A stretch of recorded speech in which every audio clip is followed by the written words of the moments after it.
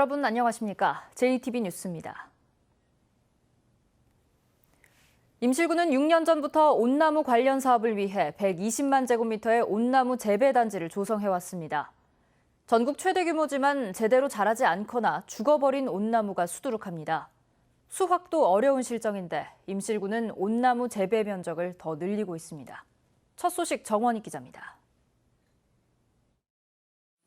임실군 신덕면의 온나무 재배단지입니다. 수십만 그루의 온나무를 심었지만 온통 풀밭으로 변했습니다. 이러다 보니 죽거나 제대로 자라지 않은 것들이 수두룩합니다. 그나마 잘 자란 나무들조차 풀밭 속에 방치되고 있습니다.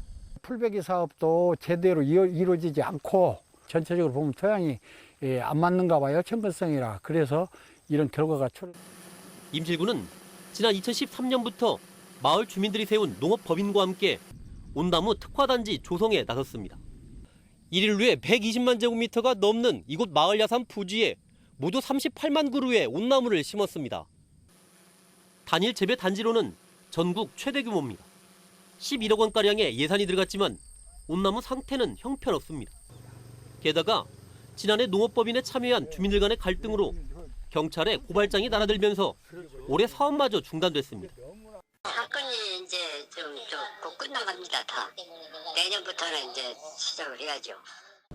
올 한해 관리를 맡은 임실군 역시 제대로 손을 쓰지 못하고 있습니다.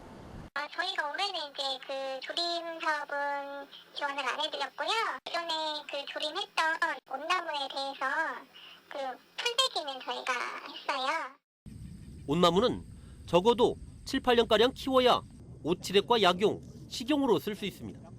이곳에서는 아직 한 차례도 수확을 못한 데다 앞으로도 많은 수확량을 기대하기 어려운 게 현실입니다. 하지만 임실군은 오는 2023년까지 재배 면적을 400만 제곱미터로 늘리고 60만 그루 이상의 온나무를 더 심을 계획입니다. JTB 뉴스 정원익입니다. 환경부가 익산 장전마을 집단 암 환자 발생과 관련해 인근 비료 공장과의 관련성을 공식 인정했습니다. 앞으로 진행될 주민들의 피해 보상 청구 소송과 구제에도 힘이 실릴 것으로 보입니다. 김진형 기자입니다. 환경부는 지난 6월 장전마을 주민들을 대상으로 지난해부터 실시한 역학조사 결과 설명회를 가졌습니다. 환경부는 장전마을 인근 비료 공장을 조사한 결과 1급 발암물질인 TSNA가 검출됐다고 밝혔습니다. 또 오염물질인 다환 방향적 탄화수소인 PAHS와 중금속 등도 확인했습니다. 그러나 장전마을 주민의 집단 암 발병과 비료 공장과의 관련성에 대해서는 추정만 될 뿐이라는 애매한 답변을 내놓았습니다. 제대로 처리되지 않고 작업장 내부뿐만 아니라 대기적으로 배출돼서 공장 근로자와 공장 인근 장전마을 주민 암 발생에 영향을 준 것으로 보여지고 있습니다. 당시 주민과 환경단체는 비료 공장에 면제부를 준 데다 피해 보상 등과 관련한 소송에서 불리하게 작용하게 됐다며 강하게 반발했습니다. 환경부에서는 인과관계가 있다 결정을 내려줘야 그나마 보수적인 이 법원에서 주민들이 보호받을 수 있는 거 아닙니까? 결국 환경부가 주민과 전문가들의 반발에 석 달 만에 입장을 바꾸었습니다. 환경부는 주민들에게 보낸 역학조사 최종 결과 보고서 초안에 비료 공장과 주민 암 발생 간의 역학적 관련성이 있는 것으로 판단된다고 명시했습니다. 주민들은 피해구제법에 의한 피해 보상과 소송에서 힘이 실릴 것으로 보고 있습니다. 피해구제 대상으로 해석하기가 매우 애매모호한 부분이 있기 때문에 환경기금을 통해서 주민들을 피해구제하겠다라고 입장을 가졌었거든요. 이제는 법률적으로 주민들 피해구제 대상이 되는 걸로 정리가 되는 것 같습니다. 환경부는 이달 말까지 주민들의 의견이 제출되면 전문가들의 검토를 거쳐 역학조사 결과를 최종 확정하게 됩니다. JTB 뉴스 김진영입니다. 군산사랑 상품권은 군산에서만 쓸 수 있죠. 전북에서 이런 지역 상품권을 발행하는 시군이 11곳, 발행액은 4천억 원이 넘어 전국 최대 규모입니다. 지역상권 활성화에 한몫하고 있다는 평가 속에 과제는 무엇인지 알아봤습니다. 주희인 기자입니다. 추석 연휴를 앞두고 전통시장이 아침부터 사람들로 북적입니다. 야채를 고른 손님이 지갑에서 꺼낸 건 현금이나 카드가 아닌 지역 상품권입니다. 상품권을 사면 은행에서 10%를 떼주죠. 그만큼 남으니까 우리한테 이익이니까. 지역 상품권이 반가운 건 상인들도 마찬가지입니다.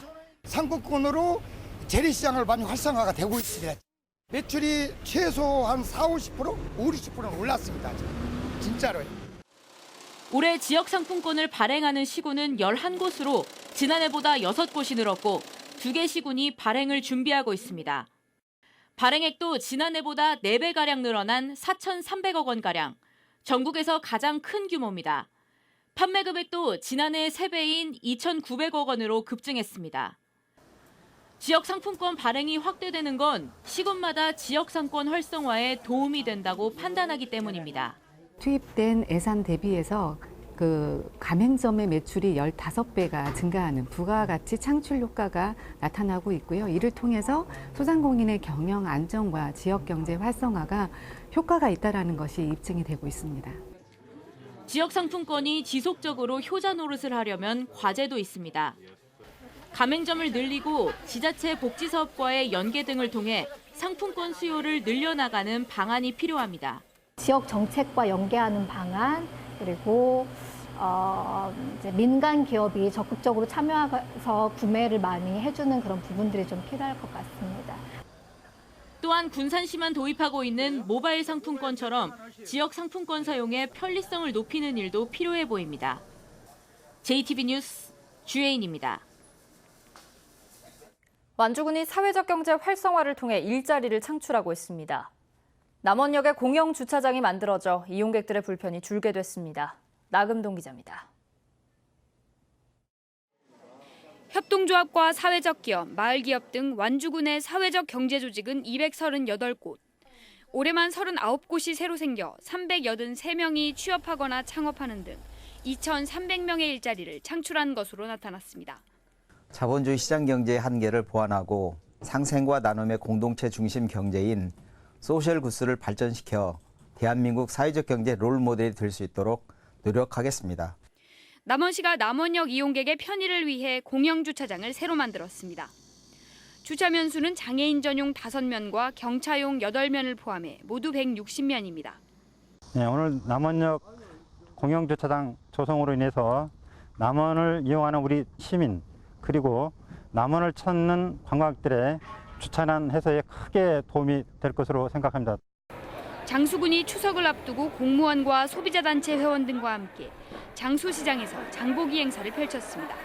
전통시장 상인분들에게 조금이나마 보탬이 되시길 바라며 국민 여러분의 적극적인 동참으로 전통시장 활성화에 힘을 보태주시길 바랍니다.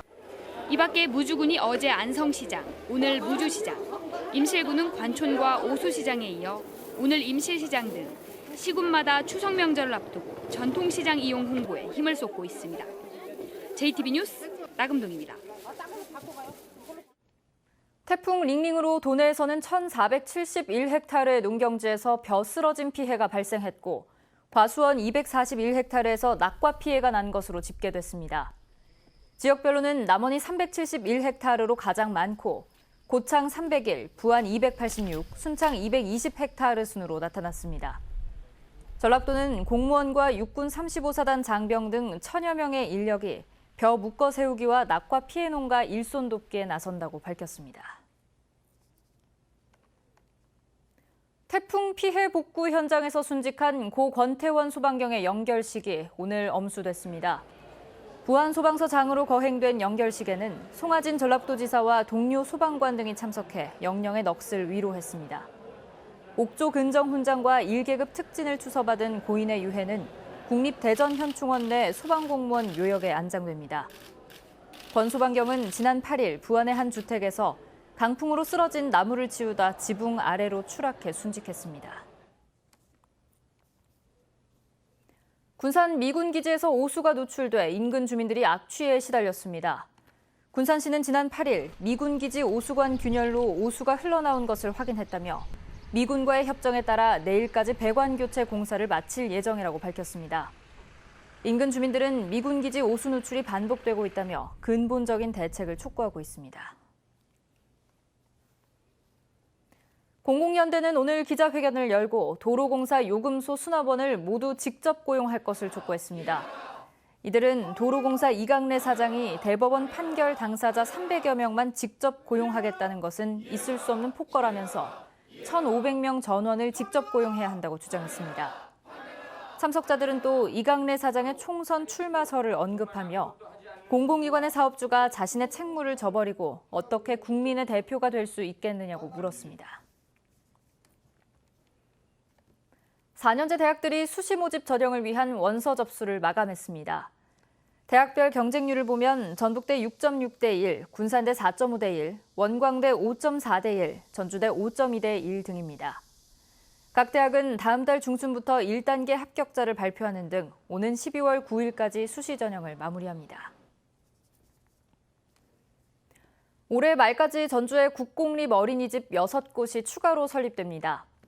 전주시는 올해 상반기 호성동에 국공립 어린이집을 설치한 데 이어 하반기에 송천동과 우화동, 평화동 등 6곳의 민간 어린이집을 국공립 어린이집으로 전환할 계획입니다.